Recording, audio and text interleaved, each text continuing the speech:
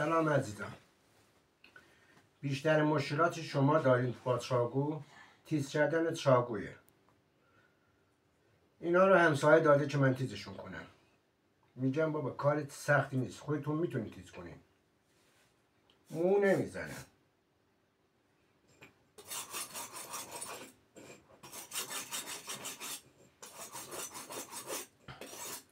یه روش ساده که همه تون تو خونه‌تون این مشکل رو دارید.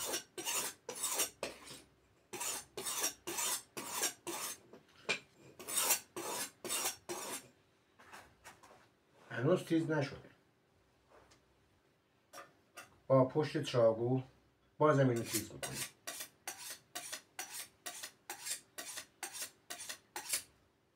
حالا با جلوی چاقو که هر دوتاشون هم بازم تیز میشن.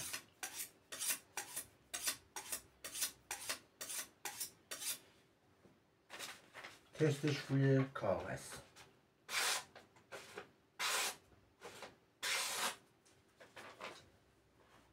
حالا تستش روی